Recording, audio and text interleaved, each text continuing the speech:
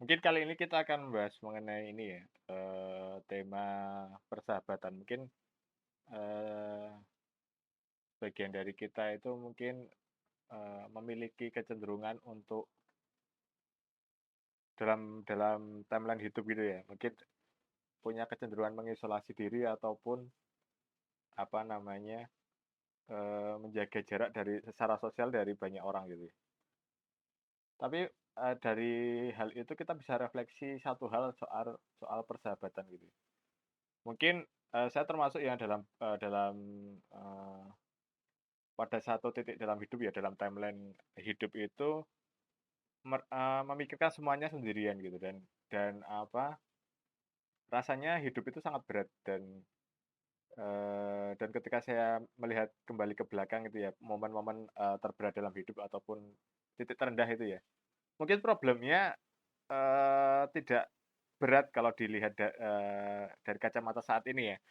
Tapi mungkin karena waktu itu adalah akumulasi dari banyak hal sehingga, pikiran itu sangat suntuk gitu ya dan sangat capek dengan hidup gitu. Nah, salah satu hal yang saya syukuri dari masa-masa itu adalah, saya memiliki teman yang saya bisa belajar banyak hal dari mereka berdua ini. Saya biasa manggil, satunya itu Gus ya, eee diguskan oleh banyak orang gitu karena kedalaman ilmunya dan juga satunya, saya memanggilnya Azam Azam dan Gus Hendro ini. Dari kedua orang ini saya belajar, banyak hal soal hidup gitu ya. Mungkin secara batiniah maupun lahiriah itu saya merasa berada di belakang ini ya, seperti metafor foto ini ya. Saya tuh foto dari belakang gitu. Saya ketika melihat dua teman ini itu secara apa, lahiriah maupun batiniah itu berada, tingkatannya di atas saya gitu ya. Baik kesuksesan dunia maupun ya nggak tahu kita akhirat ya, tapi maksudnya kondisi hati gitu merasa bahwa saya tuh di belakang mereka itu ya. Saya kurang mensyukuri hidup, kemudian saya melihat mereka itu sudah seperti selesai dengan hidupnya gitu. Dan juga, secara kedua hal itu ya saya merasa di belakang gitu. Tapi dari situ saya justru tidak apa, tidak tidak apa tuh namanya ya, tidak merasa minder gitu ya.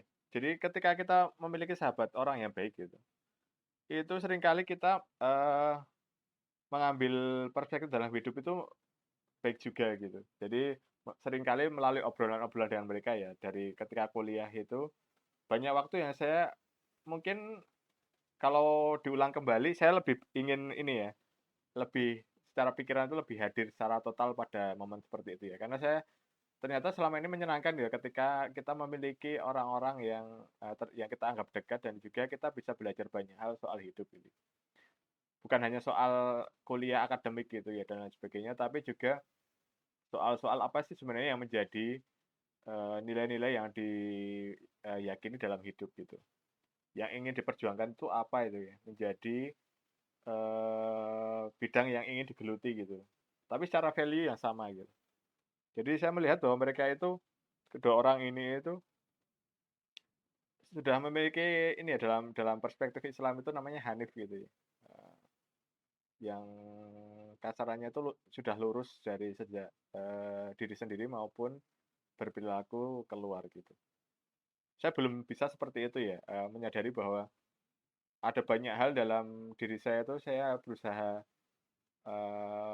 untuk mengesampingkannya ya, problem itu tidak diselesaikan, tapi saya mencoba menundanya untuk mengenali diri saya sendiri gitu. Jadi merasa belum selesai dengan, diri sendiri. Tapi ketika, ngobrol dengan kedua orang ini saya merasa bahwa, kondisi seperti itu tidak terlalu buruk ya ketika ada teman-teman kita yang mendengarkan, apa masalah kita gitu. Saya termasuk orang yang, pada satu titik juga menye me menjaga jarak dari banyak orang gitu. Tidak ingin, saya tidak ingin dipahami sebenarnya, tapi seperti, karakter dalam salah satu anime ya, Hachiman Hikigaya gitu. yang diinginkan itu sebenarnya hanya ingin memahami bagaimana cara kerja dunia, bagaimana cara pengetahuan dan lain sebagainya. Jadi hanya pikiran itu disibukkan oleh ingin memahami segala sesuatu gitu ya.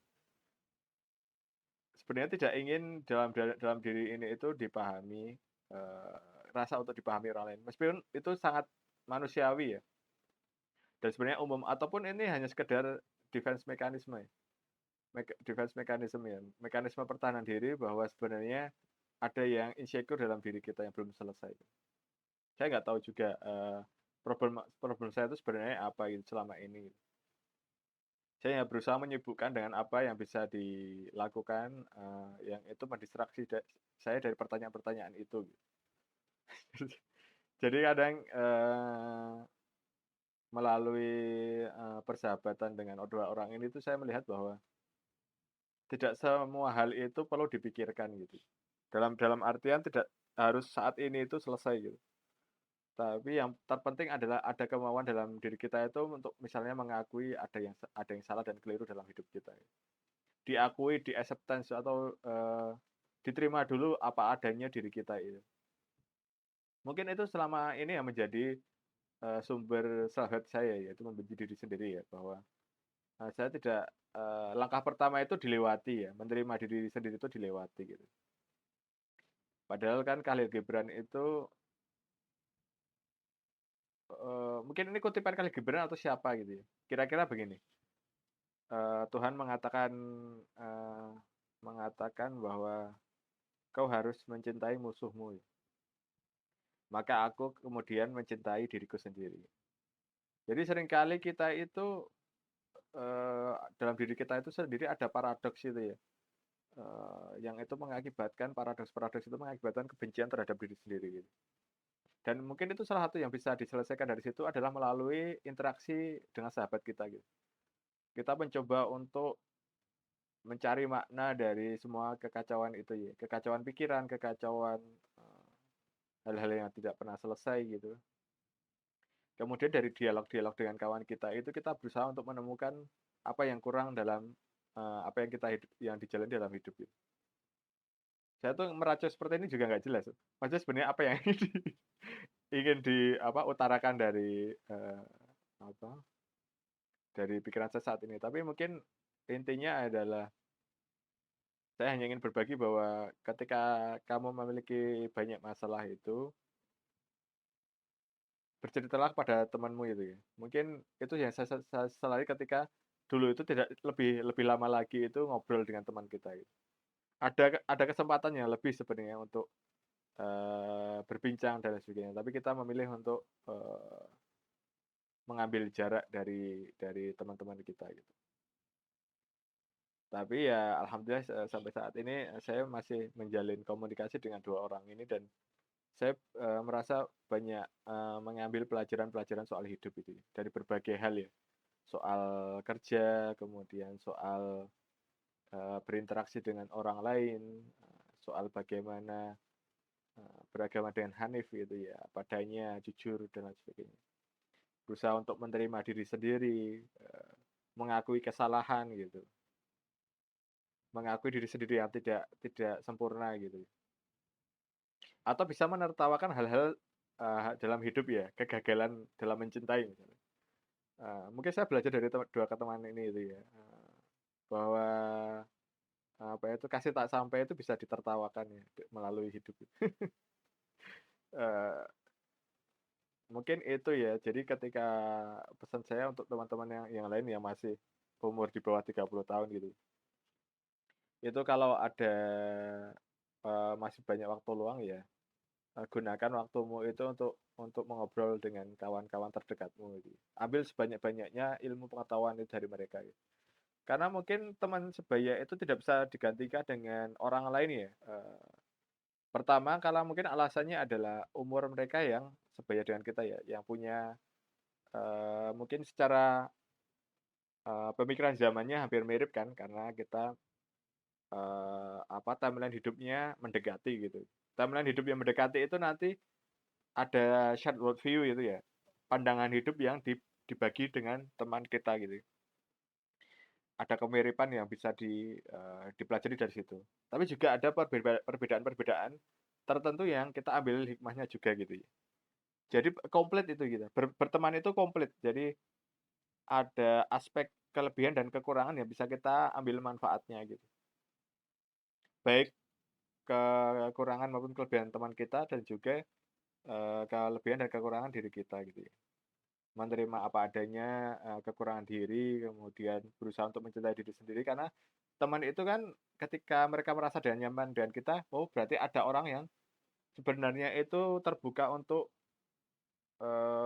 diri kita yang tidak perfect gitu ya. Mungkin salah satu kata-kata yang penerimaan yang dari teman saya yang cukup menyakitkan itu ketika ketika saya pada satu titik itu bercanda berlebihan gitu. Wah, terus kemudian ada beberapa teman itu mengatakan, "Wah, Halim itu waton," gitu.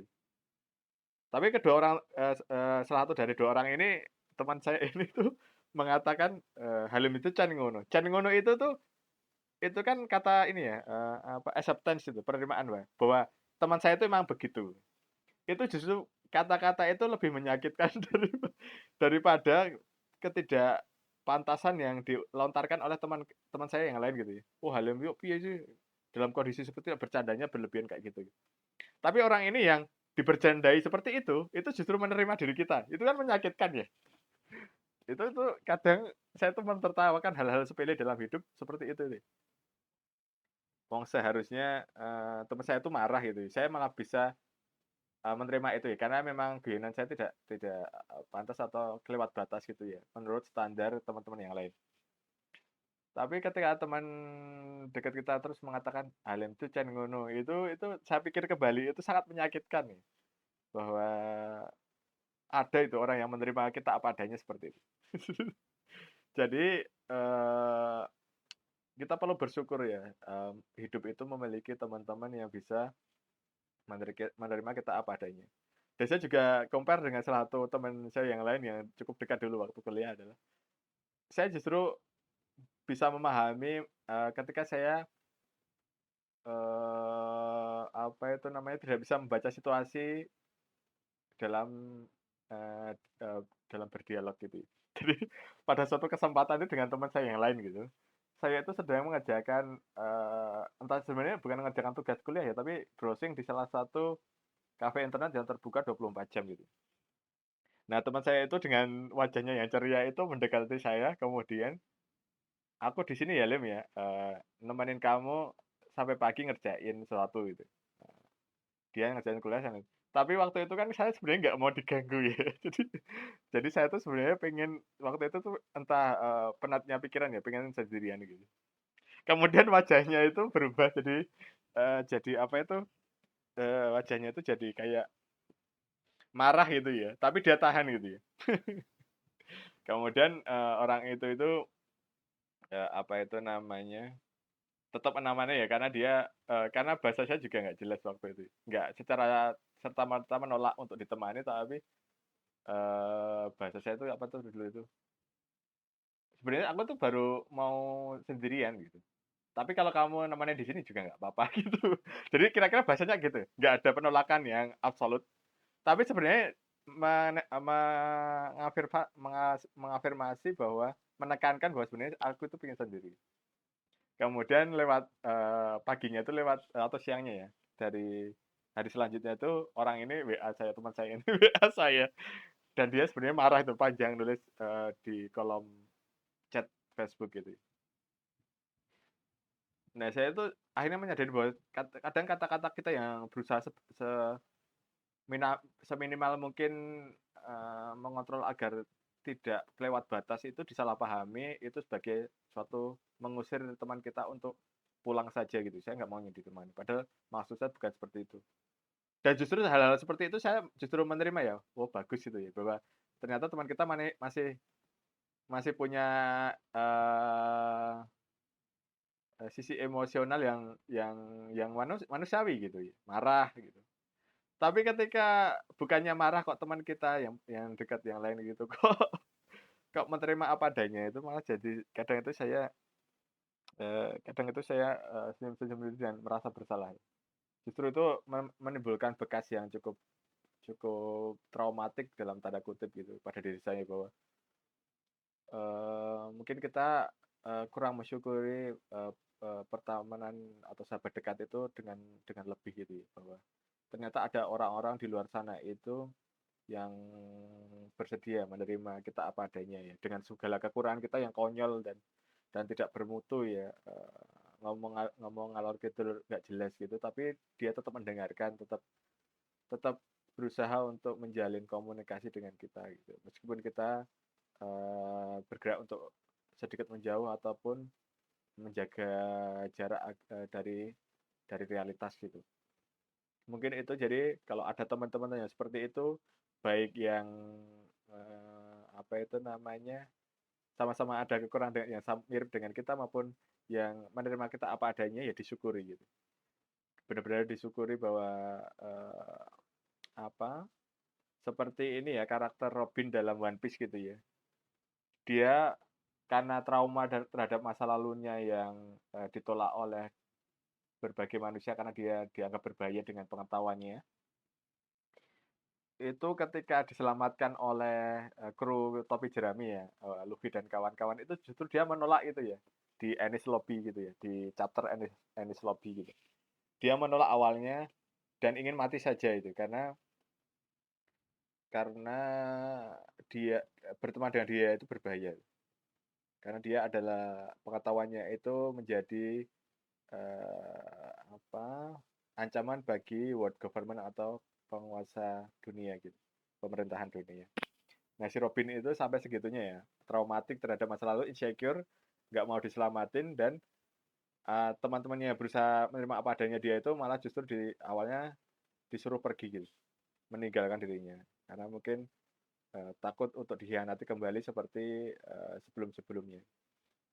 Nah, tapi padahalnya, peak peak apa ya, apa, puncak dari emosinya itu adalah ketika, bendera world government di Enies Lobby di One Piece itu ditembak oleh, Sogeking atau Usopp ya, dengan, pachinko atau panah apinya itu.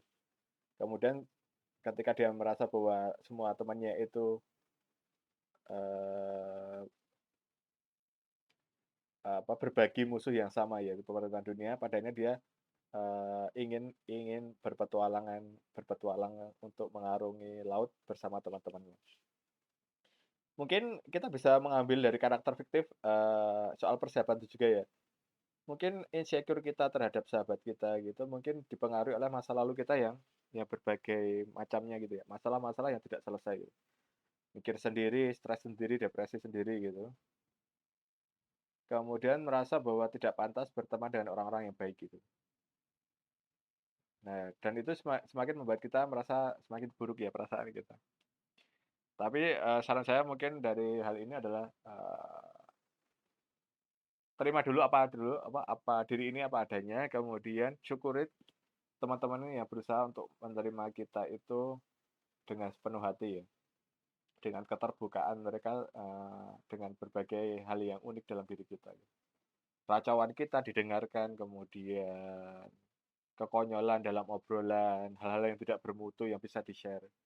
Itu kalau sudah semuanya topik apapun itu bisa dibagi dengan teman kita kayak nggak ada batasnya. Meskipun tetap pasti ada yang ditutup-tutupi ya, karena tiap orang itu punya rahasia masing-masing. Tapi ketika sudah seperti seakan-akan itu batas-batas personal itu tidak ada gitu, maka syukuri teman-teman seperti itu.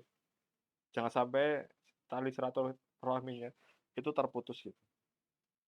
Mungkin itu, refleksi saya soal persahabatan gitu ya.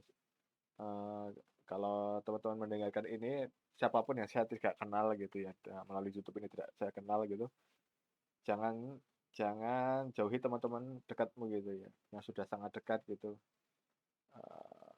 Tetaplah, jalin tali silaturahmi melalui WA dan lain sebagainya, Instagram, Facebook kalau sudah agak jauh gitu ya.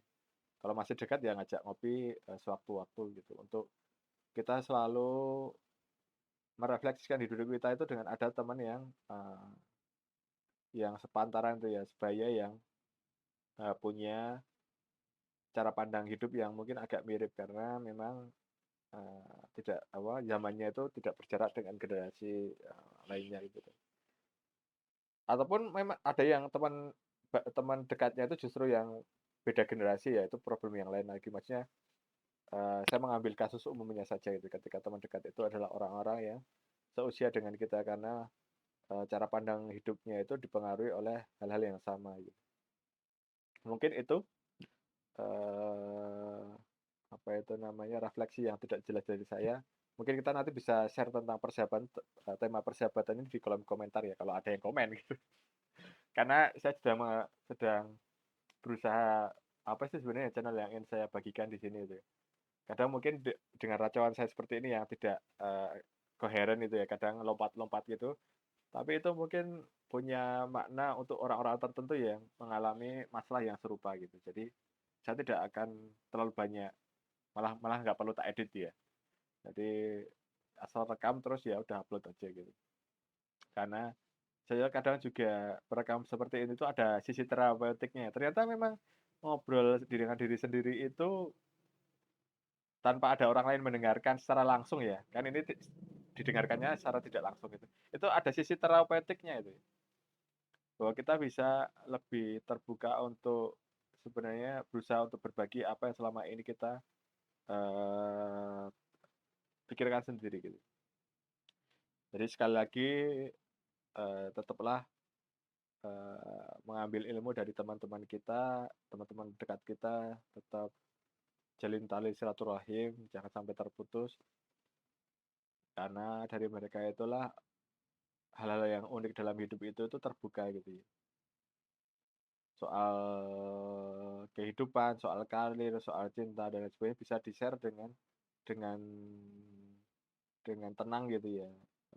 Dengan tenang dan juga tidak ada, kecemasan untuk ditertawakan dan sebagainya. Karena mereka sudah mengenal satu sama lain dengan diri kita, cukup lama gitu. Mungkin itu. Saya simpan dulu dan sudah berapa menit ini, 20 menit lebih, 22.